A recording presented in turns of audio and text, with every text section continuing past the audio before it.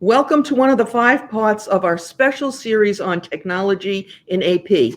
Today, we're really lucky and we're discussing fraud, and we have a very special guest and topic. Kelly Paxton has come to join us to discuss fraud, and more specifically, or probably main focus, embezzlement, which is something that all accounts payable organizations, unfortunately, end up having to deal with at some time or another. So with that, let's dive right in. And Kelly, how about telling us the craziest fraud you've ever encountered? Well, now this wasn't an embezzlement fraud. It was actually a string of jewelry heists, but I was working on defending the girlfriend of the ringleader. So it was really fascinating. And the reason why, it was a fraud, it was theft. It's about the money. Like these people just wanted, as I like to call it, and no offense to clowns, clown money. They wanted clown money and they spent it like clown money. It's just kind of crazy. So they would go and they referred to it in the local newspaper as a version of Ocean's 11. They would scout out the sites. They would have, the cars. They had it all dialed in. And it was just crazy because some of the stuff that they did, like they got lost one time and they're like driving around trying to race out of this area that I know quite well that is really confusing. And they had done drive-bys and everything like that, but they still got lost because the pressure of the situation. The reason why I say it was the craziest fraud, it was the money and how they spent it. And again, when you steal money, whether it's embezzlement or jewelry or anything like that, you don't earn it. Right. And you spend it like a crazy person, like on crazy dogs, crazy teeth. And the girlfriend said when her boyfriend got sentenced, he was in the middle of major dental, like Hollywood teeth. And she goes, I don't think he's going to get those finished while he's in prison. So yeah, I don't think he's going to get them finished either. All right. So one of the things about embezzlement is it tends to go on for some period of time. It's usually not a one-shot thing. What's the longest you've ever encountered? So personally for me, 10 years. And it was a woman at a dental office, and I call it the hockey stick. It starts like this and then whoop. So it's 10 years. Now, she has stolen the most of my personal investigations that I have done. It took her the longest. I had 2 men steal almost the same amount of money. One took 6 months and one took 18 months. Okay. And I was interviewing another fraud examiner yesterday on my podcast, Great Women in Fraud. And she said the same thing. She's like, women are a little more stealthy than men. They do it smaller amounts over longer periods of time. So yeah, it can go on because I say it's kind of like a little air leaking, or in a medical office, the fish tank just gets kind of more expensive every month and the doctor doesn't see it. Right. And if you're smart, you do it little by little, I guess it's harder to detect. Yes. Okay. So I like to talk about red, white, and pink collar crime. So I had to look up what red collar crime was, and it's basically crime that involves some sort of physical altercation. It's not kind of what we run into, but we do run into white and pink collar crime. And I guess pink collar crime is a type of white collar crime. Yeah, so we kind of have the umbrella of white collar crime, which is financial, money, insider trading, Ponzi schemes, bribery, things like that. It's generally much more investigated at the federal level. Big cases, think Bernie Madoff. He is the poster boy, rest in peace, for white collar crime. Now, pink collar is a subset, and the actual definition is low to medium level employees, primarily women, who steal from the workplace. So garden variety embezzlement. Okay. And then you have red collar crime, which is a financial crime that turns violent and potentially deadly. Like I have a water district that I'm, a customer of, and the woman stole $202,000. And when they confronted her, she went home. She came back because they did a terrible job investigating it. She blew everything up, like, just literally, or, computers and everything like that. And then she committed suicide. So that's a red collar crime. So, and it does happen because part of the reason it happens is these people aren't regular bad guys. They are people that don't have criminal histories, who have had good jobs. They don't ever think of themselves as criminals, yet they know they're stealing. But when they get caught, they aren't familiar with the prison system. They haven't grown up on the wrong side of the town. And so their world comes crashing down. Whereas if you get someone who, I don't know, grew up in the projects or just grew up poor and parents were in the system, they understand. You get 3 hots and a cot. But these people don't understand it. And of course, I guess they think they're not going to be caught. Well, they kind of think eventually they'll get caught, and usually they get sloppy. They kind of just get sloppy. And it's kind of a mistake a lot of times that gets them caught. Right. So you said they let her go home? Sorry, which? They let her go home when they discovered the fraud? Yeah. So they had the woman who stole from my water district. They confronted her, and they didn't take away her physical and computer access. Oh, so she came into the office apparently over the weekend and destroyed files, computer and paper. And then, she had remote access, could do that. And then she apparently committed suicide. She wasn't even convicted. So I kind of say that's the sign of a guilty plea. Yeah. Okay. So Kelly, you've got a book, and I want to try and share a cover about it. Perhaps you could tell us, and hopefully I won't mess this up too much while we're doing this. Okay. You want to tell us about the book? Yeah. So COVID did a couple of good things. And the couple of good things that it did was it got me to finish my book. I finally said, I speak for a living. I speak and train all over the US and some other foreign countries. But COVID happened and we couldn't travel, and I didn't want to travel. So I decided to buckle down and finally write the book that people told me I had to write. So this book, my daughter calls it a pamphlet. It is not a pamphlet. It's over 100 pages. Don't you love kids? Yeah, I know. What do they know? And I have all sorts of citations, so it's way over 100 pages. But it's a book to help not only fraud professionals and investigators such as myself, but it's really meant to help business owners, because I can teach fraud professionals and accountants and AP professionals all day long. But at the end of the day, the owners need to understand that embezzlement can happen to anyone, no matter how smart you are, no matter how rich you are, no matter how dumb you are. It is not discriminatory. If you have money, you can be ripped off. Right. And no matter how much or how little, people will sometimes say, oh, we're too big, nobody would dare, or we're so small, we don't have enough money, anybody would care.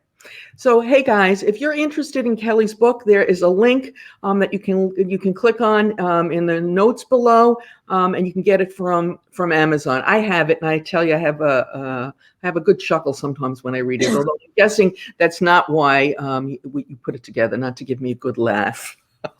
All right. A lot of people have said that they are surprised at my humor, which my family doesn't think I'm funny. But these stories are really they're jaw dropping sometimes. They are.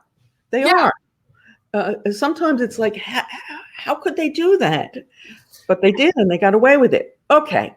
So maybe you could give us a common example of what I call a common fraud, what happened, how it was caught, and most importantly, for our listeners, I guess, is what they could have done to prevent it, and how, what did they do going forward? So I'm known as the fraud hashtag queen, and I like hashtags, and it grew very organically because I wanted to keep track of where I was posting things. So one of mine hashtags is "It's not rocket science," and you guys in AP know this. The money is here in the business, and it goes to the suspect, and maybe it goes to the suspect's visa, but it doesn't go from the business to Liechtenstein to Panama to cryptocurrency to Dogecoin to the suspect. It's simple. I'm not a CPA, but I can track money, and these people. And I'm going to say they are smart, but they know that they don't have to do all this crazy stuff. I did one investigation with a colleague of mine who is a CPA. And it was so funny. We did the investigation, and then we turned over all in a little box, to the FBI. And the FBI did a press release and said it was a very complicated fraud. And my partner and I just laughed because it wasn't complicated. There was an open bank account that the business thought was closed, but the CFO knew wasn't closed. So he just started shooting money into that, bank account. It was not complex. So I just got such a chuckle when the FBI said it was a very complicated case. I mean, they literally didn't even have the most recent version of Excel to open our pivot tables. So so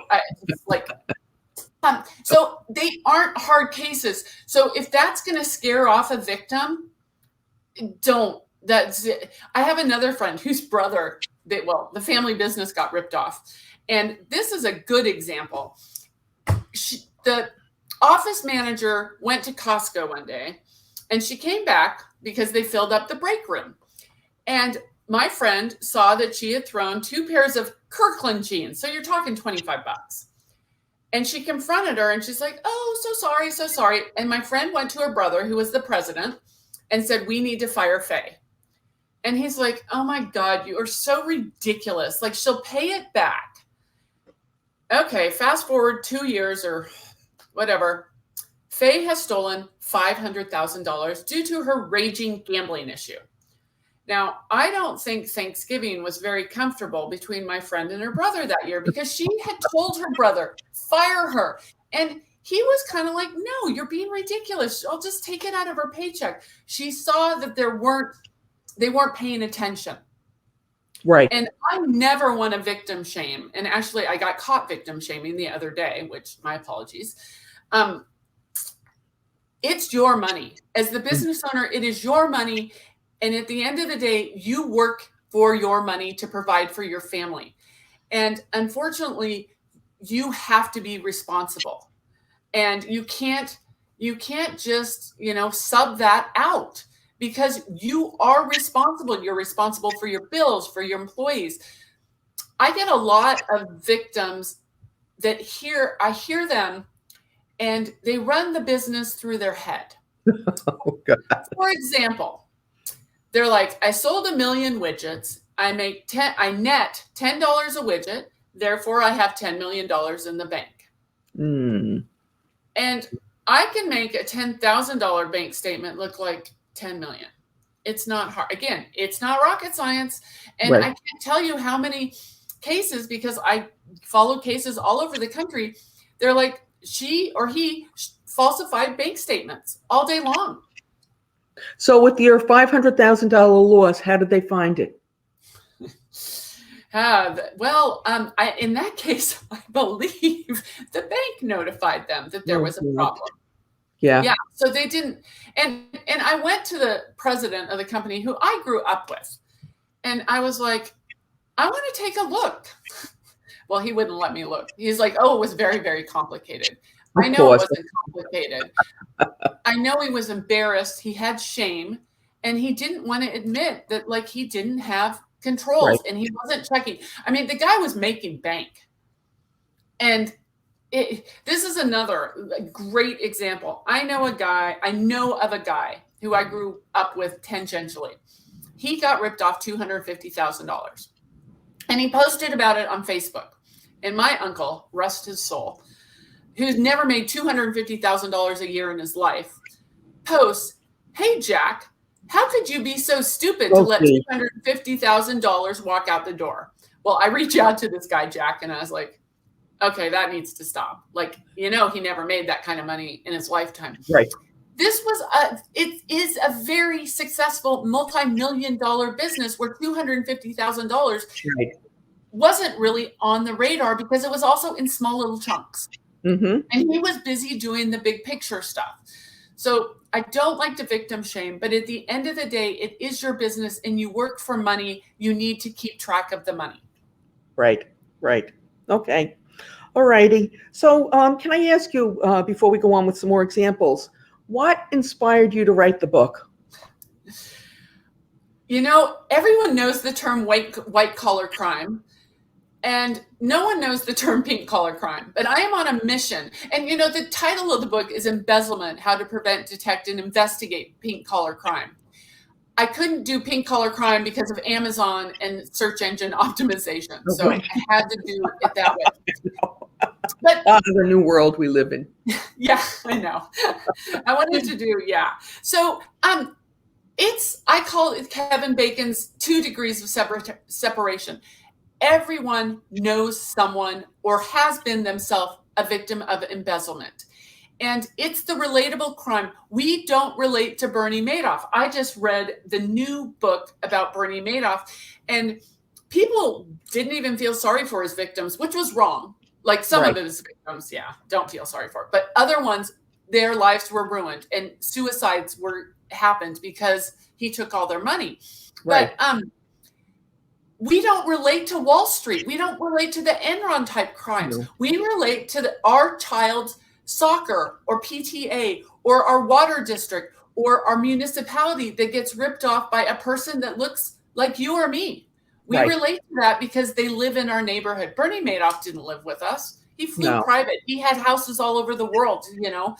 These are regular people who cross the line. And I want people to understand crime can happen. And that crime is going to happen to you more so than you getting ripped off or you getting your house broken into. Yet we put locks on our houses. We have burglar alarms. Right.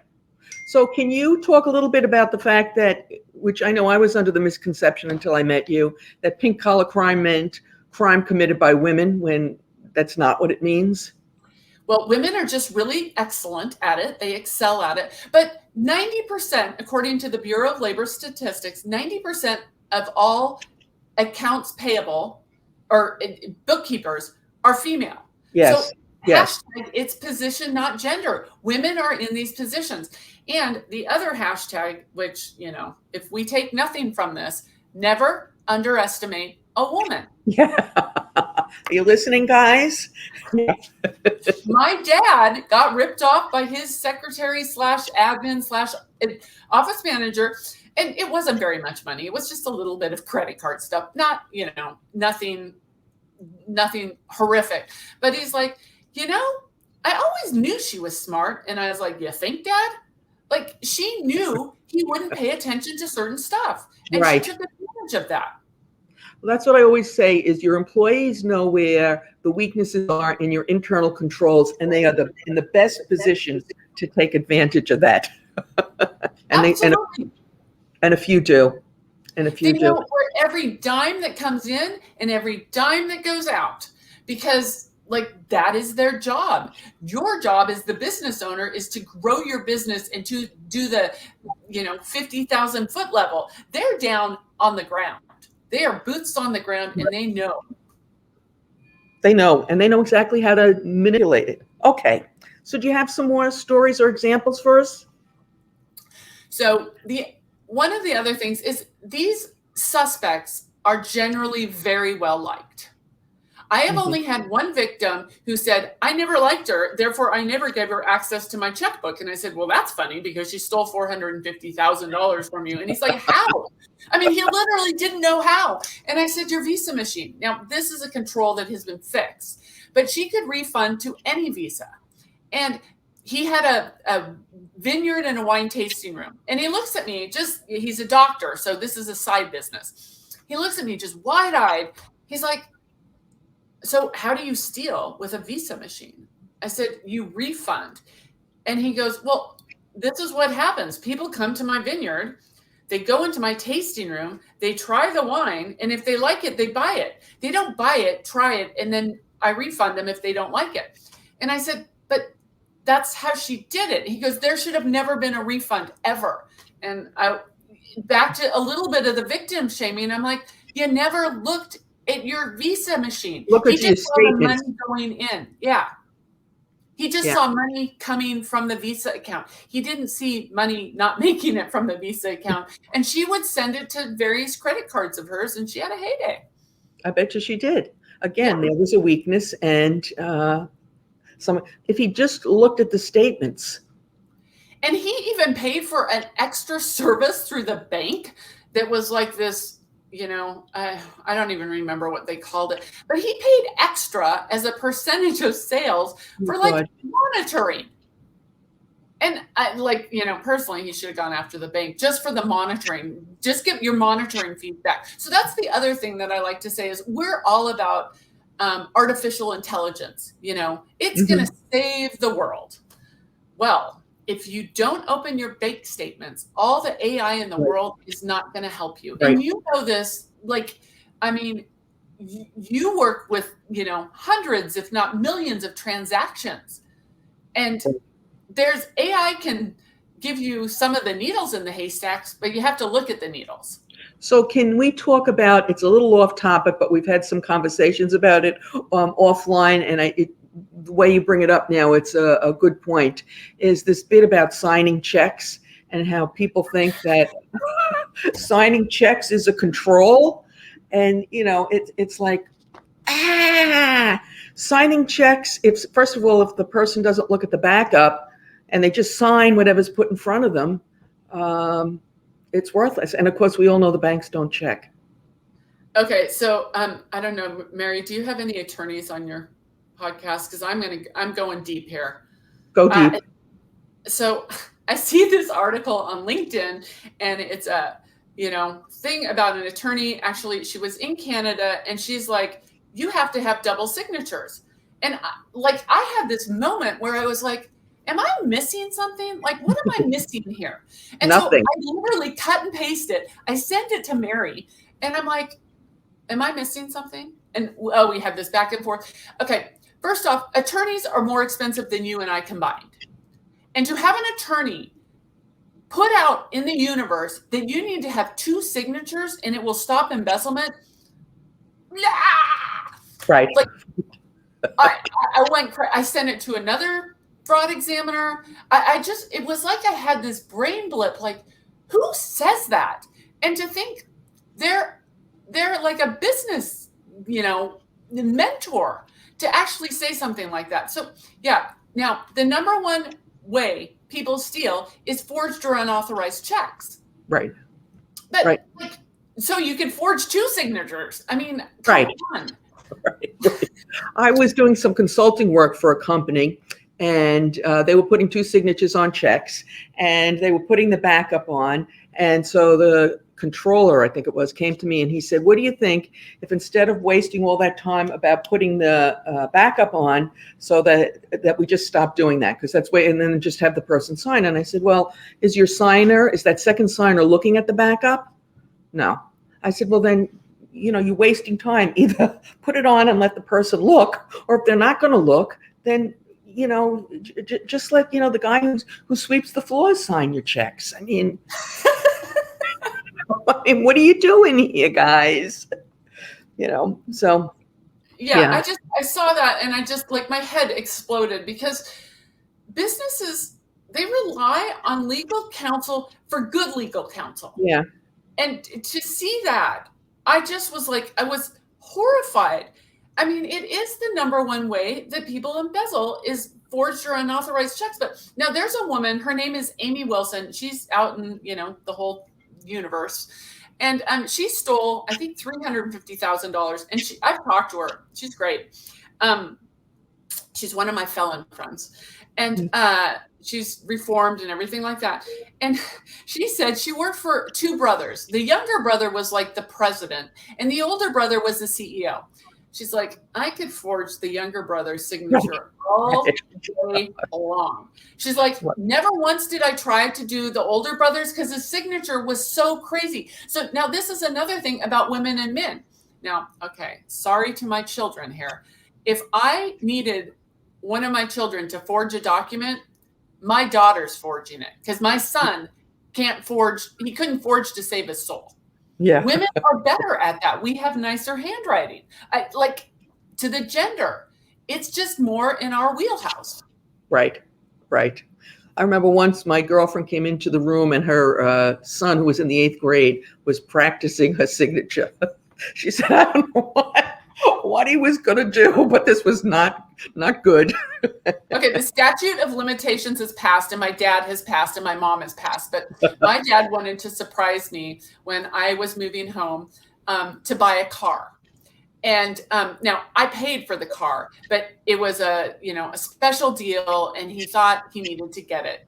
So he didn't forge my name. He had my mom forge my signature course. on the documents because my dad couldn't forge my name. But it was all good. I love that car. It was an amazing thing. But like my dad would have never forged it. But he's like and my parents were divorced at that point. He's like, can you sign? And of course my mom did. So yeah. But the truth of the matter is nobody would have checked the signature. No. So he could have. Yeah. Statute of limitations is long past, and he's up top. We think. Yeah. And he had good intentions. Yes, the intent was there. Yeah. All right. So you have another story for us before I want to start talking about hashtags? Hashtags. So I love auditors. And actually, I'm going to show, crash, bang, boom, this. It says, I love audit because they always want to make things better. Okay. That's good. Hashtag tips find fraud. Now, I think I should have been an auditor, and I worked with audit a lot. And the reason why is because audit does want to make things better. But they sample. And so people will say, I get audited. And I'm like, yeah, well, they sample. And this is another great example. There was a woman who worked at a municipality where I lived, and she stole $800,000. And it was a well-to-do municipality. Mm-hmm. And they got audited every June. She had a raging gambling issue, and she would steal all the way up until May 31st. She would go cold turkey, I don't know how she did it, for the whole month of June and start stealing July 1st. She knew that they only looked at June. The auditors came and they only looked at June. So one of the things I like to say is surprise and delight. And we usually say that for customers, like, give them a free extra scoop of ice cream or something like that. I mean it for your employees. If they think you only look at checks over 5,000, pull 1,000. Surprise and delight. If they think the auditors come in the month of June, have the auditors come in October. Keep them on their toes. So they think, call them into your office and have your computer screen up with your bank statement and ask them about one specific thing. So it's like, wow, they're looking. Right. Even if you're not. Yeah. Just pull. Yeah. And look. Yeah, absolutely do that. The other thing is open your bank statements. Just this week, again, I go to bed every night with a Google alert on embezzlement, and you can't imagine how many I get. And just in the last week, I have seen at least 2 cases where they manipulated via, Adobe Acrobat, the bank statements. And you have to be the first one to get your bank statement. Mail it home, or mail it to a P.O. box that you go to. Not they go to, you go to. You have to get it. There's a guy, and he's a reformed serial pink-collar criminal. He's a guy, and he was an outside bookkeeper. And he said, I would get businesses who would hand me an unopened bank statement. He goes, even if they would have opened it and not pulled it out, I wouldn't have stolen from them because I would have thought they may have looked at it. Right. They have to see you looking at it. Right. Okay. So do you want to talk about one of your favorite topics, hashtags? So I have 2 down. I have 3. Trust is not an internal control. A pink collar crime. So let's talk about trust is not an internal control, and then share some of your other favorites. Sure. So trust is not an internal control. And actually, I've been surveying my audience when I do presentations virtually these days, and auditors love that one. Trust is not an internal control. Because again, I read these stories on my Google alerts about embezzlement. I trusted her. He was like a son to me. It's all about this squishy feeling of trusting someone. Mm-hmm. And trust isn't an internal control, because we have the fraud triangle, which is opportunity, pressure, and rationalization. You have to have all of those for a fraud to occur. We think we can only really control for opportunity. You can control some for rationalization. And the problem is pressures they change. You can have a spouse who dies, who leaves you. You can have a kid who's arrested, like Amy Wilson's son was arrested and she needed to hire a lawyer. Those parts, some are easier to control than others. There's another guy, and I use this example all the time. He hired a colleague friend of mine. She dumped his data and he had to explain who had which responsibilities. He gets to Sally, his admin, and he goes, "Oh, don't look at Sally. She's too dumb to steal from me." Now, hello. Yeah. Who stole? Sally, because he treated her poorly. He was #never underestimate a woman. But trust changes. We are not the same we would like to think that we are the same good person every day. But life happens. Yep. And I say this all the time. I can't get out of bed, and I don't think you can either, Mary, if we think we're going to get ripped off every day. So you have to trust people. Otherwise your life is going to be miserable. But then again, and I don't think I have my sticker. Do I have my sticker? Trust but verify. It's on the back of my computer. Right. Trust but verify. Test them. Pull a check. I had a woman who stole $250,000 from urologists. Now, the chief urologist would meet with his CPA every Friday in the office. Lisa's sitting in the office next to him. They download just, their billing system and never once did they pull a check. And every check was made out to Lisa, even though it said XYZ radiology, blah, blah, blah. Never once. So she sat there for, I think it was 18 months with the CPA in the office next to her and never once pulled a check, did they? Probably laughing. Yeah. I mean, that's one of the first things that auditors are supposed to do is, here's a list. I want these 10 checks or whatever. Yeah. Yeah. But they sample or they only look at things over a certain amount. Well, you know what?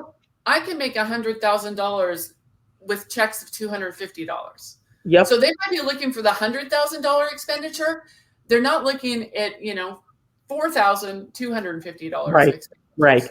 And in fact, when you do any sort of a data analysis, inevitably, whatever the approval limit is, or even like with the $25 for expense reports, they'll find that right under that level, there's an inordinate amount of activity, which absolutely. You have to look at it. You have to wonder why that's happening. Yeah. Okay. So trust, not checking. Do you see any other common mistakes that companies make? So I was listening. I'm a huge podcast person. That's, I listen to podcasts. I'm listening to this podcast. He's a very successful speaker. Like he's a speaker, coach, consultant. And he's talking about the financial part of his business. And he goes, so my guy calls me every Friday morning and tells me what's in each of my accounts. And I'm just like, who is my guy? I don't know if he was a CPA or his bookkeeper or his manager. He didn't say. He just says, my guy calls me every Friday morning and we check in and he tells me what's in all my accounts. And I'm out running. And I'm just like, I want to, like, you're trusting him to tell you the truth. You're not looking. Like, he should pull up his bank statement at the same time. And I sit there and he doesn't want to look at the bank statements. Yeah, he's too busy. And I'm sitting there going, well, this guy's a lot smarter than me because he's making, a ton of money.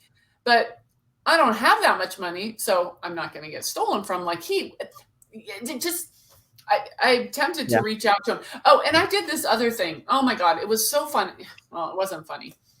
I was watching a presentation, and there's a guy who's uber successful. Uber, we were talking in the billion. And I actually got to ask a question because they were taking questions in the chat. So I said, what do you do about fraud? And they actually did the question to him. And he so confidently said, I don't have fraud. Oh, God. I had to dig into I never make a mistake. Yeah. I mean, first off, he owns a bunch of franchises of a restaurant. Oh, God. Well, restaurants have fraud. So right. Now, what he meant to say is I don't have fraud that is material. But he also is an investor in a business that I'm just going to say does some due diligence, and they're very, very good. But they're only looking way up here.